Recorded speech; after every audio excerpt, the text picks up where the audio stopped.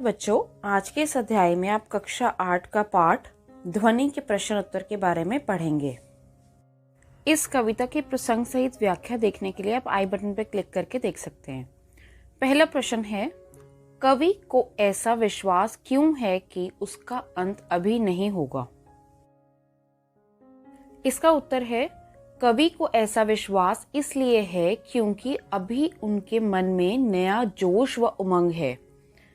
अभी उन्हें काफी नवीन कार्य करने हैं।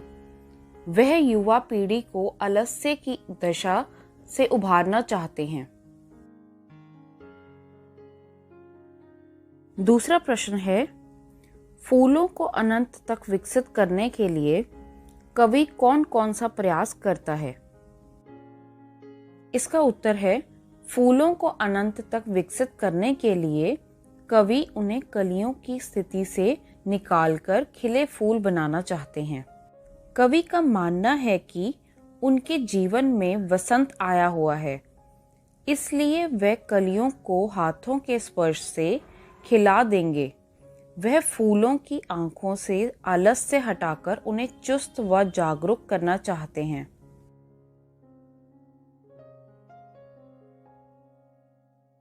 तीसरा प्रश्न है, कवि पुष्पों की तंद्रा और आलस्य दूर हटाने के लिए क्या करना चाहता है?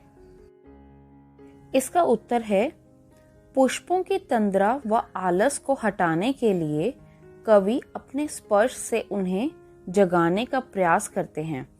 जिस तरह वसंत आने पर उसके मधुर स्पर्श से फूल और कलियां खिल जाती हैं, उसी तरह कवि भी प्रयत्नशील हैं।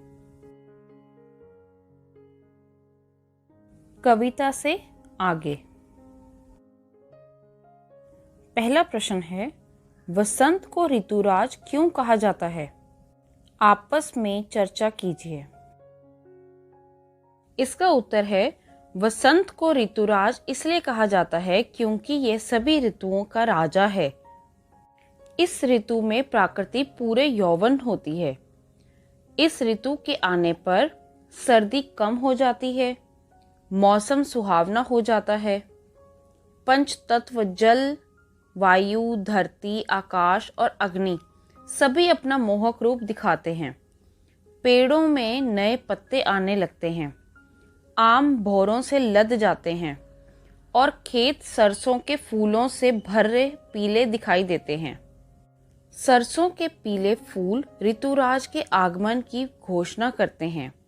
खेतों में फूली हुई सरसों पवन के झोंकों से हिलती ऐसी दिखाई देती है मानो सामने सोने का सागर लहरा रहा हो। दूसरा प्रश्न है, वसंत ऋतु में आने वाले त्योहारों के विषय में जानकारी एकत्र कीजिए और किसी एक त्योहार पर निबंध लिखिए। इसका उत्तर है, वसंत ऋतु कुल 2 महीने से कुछ अधिक रहती है।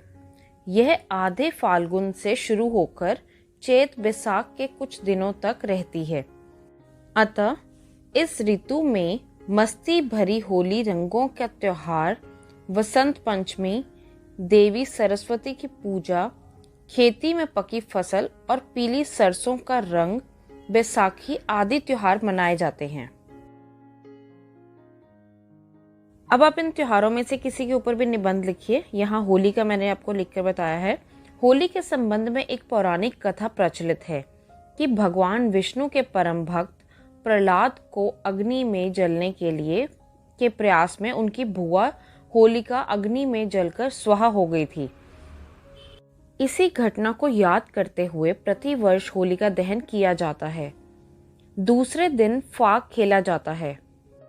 इस दिन छोटे बड़े, अमीर गरीब आदि का भेदभाव मिट जाता है। सब एक दूसरे पर रंग फेंकते हैं, गुलाल लगाते हैं और गले मिलते हैं। चारों ओर आनंद, मस्ती और उल्लास का समा बन जाता है। ढोल पर थिरकते, मंजीरों की ताल पर झूमते, नाचते गाते लोग आपसी भेदभाव भुलाकर अपने शत्रु को भी गले लगा लेते हैं। परंतु कुछ लोग अशोभनीय व्यवहार कर इस त्योहार की पवित्रता को नष्ट कर देते हैं। हमारा कर्तव्य है कि हम होली का त्योहार उसके आदर्शों के अनुरूप मनाएं तथा आपसी वैमनस्य, वैर भाव, घृणा आदि को जलाकर एक दूसरे पर गुलाल लगाकर आपस में प्रेम, एकता और सद्भाव बढ़ाने का प्रयास करें। तीसरा प्रश्न है, ऋतु परिवर्तन का जीवन पर गहरा प्रभाव पड़ता है। इस कथन की पुष्टि आप किन किन बातों से कर सकते हैं? लिखिए। इसका उत्तर है, ऋतु परिवर्तन का जीवन पर गहरा प्रभाव पड़ता है। उसके खान पान, उसके पहनावे, उस समय के त्योहार, उनका स्वास्थ्य पर प्रभाव। अतः जैसी ऋतु होगी, उपयोग बातें भी उसी के अनुसार होंगी। ऋतुओं का हमारे जीवन पर गहरा प्रभाव पड़ता है। जैसे गर्मियों में हम ठंडी चीज़ें खाना पसंद करते हैं, हम सूती वस्त्र पहनते हैं। उसके विपरीत सर्दियों के अंदर आप गर्म वस्त्र पहनते हैं, जैसे स्वेटर पहनते हैं, गर्म खाना पसंद करते हैं। और इसी प्रकार त्योहार भी जो हैं वो भी हमारे ऋतुओं के अनुसार भिन्न होते हैं। भाषा की बात। पहला प्रश्न है, हरे हरे, पुष्प पुष्प में एक ही शब्द की एक ही अर्थ में पुनरावृत्ति हुई है। कविता के हरे हरे ये पात का वाक्यांश में हरे हरे शब्द का युग्म पत्तों के लिए विशेषण के रूप में प्रयुक्त हुआ है। यहाँ पात शब्द बहुवचन में प्रयुक्त है। ऐसे प्रयोग भी होता है जब कर्ता या विषय एक वचन में हो और कर्म या क्रिया या विशेषण बहुवचन में। जैसे वह लंबी चौड़ी बातें करने लगा। कविता में एक ही शब्द का एक से अधिक अर्थों में भी प्रयोग होता है। 3 बेर खाती ते वे 3 बेर खाती है। जो 3 बार खाती थी वह 3 बेर खाने लगी। एक ही शब्द यानी कि बेर को 2 अर्थों में प्रयोग करने से वाक्य में चमत्कार आ गया। इसी यमक अलंकार कहा जाता है। कभी कभी उच्चारण के समानता से शब्दों की पुनरावृत्ति का आभास होता है, जबकि दोनों 2 प्रकार के शब्द होते हैं। जैसे मन का। ऐसे वाक्यों को एकत्र कीजिए जिनमें एक ही शब्द की पुनरावृत्ति हो। प्रयोगों को ध्यान से देखिए और निम्नलिखित पुनरावृत्तित शब्दों का वाक्य में प्रयोग कीजिए। जैसे कि बातों बातों में, रह रह कर, लाल लाल, सुबह सुबह, रातों रात, घड़ी घड़ी। अब ये प्रश्न में दिए गए शब्दों को आपको वाक्य में प्रयोग करना है। सबसे पहला है बातों बातों। बातों बातों में हम दोनों ने रास्ता पार कर लिया। दूसरा है रह रह कर। मुझे रह रह कर अपनी स्वर्गवासी दादी की याद आती है। तीसरा है लाल लाल। सोनू के पास गुलाब के लाल लाल फूल हैं। चौथा है सुबह सुबह। मेरी दादी सुबह सुबह हरे राम राम राम हरे हरे का जाप करती है। पांचवा है रातों रात। चोर रातों रात घर का सामान लेकर चंपत हो गए।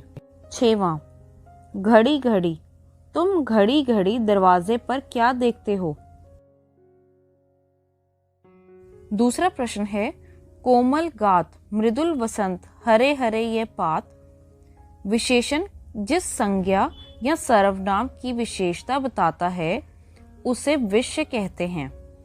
ऊपर दिए गए वाक्यांशों में गात, वसंत और पात शब्द विषय हैं, क्योंकि इनकी विशेषता यानी कि विशेषण क्रमश कोमल, मृदुल और हरे हरे शब्द बता रहे हैं। हिंदी विशेषणों के समानतः 4 प्रकार माने गए हैं: गुणवाचक विशेषण, परिमाणवाचक, संज्ञावाचक और सार्वनामिक विशेषण।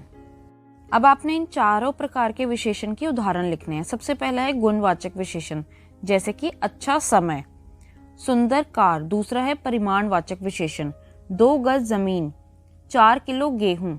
तीसरा है संख्यावाचक विशेषण, 4 संतरे या प्रथम स्थान। चौथा है सार्वनामिक विशेषण, यह लाल फूल है। दूसरा है वह तीसरी फ्रॉक है। शब्द अर्थ। पहला है अंत यानी कि समाप्ति, मृदुल, कोमल, वसंत, फूल खिलने की ऋतु। पात, पत्ता, गात, शरीर, स्वप्न, सपना, मृदुलकर, हाथ।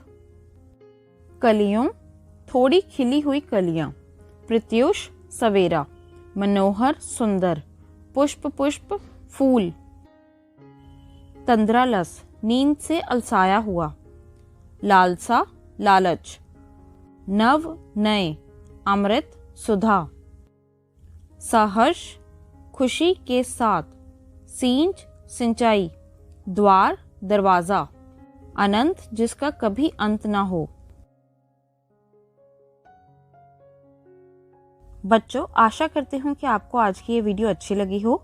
यदि आपने ये वीडियो यहाँ तक देख ली है तो वीडियो को ज़रूर लाइक करें, और अगर आपके कोई भी सुझाव या विचार हों तो उसे कमेंट सेक्शन में लिख के ज़रूर बताएं।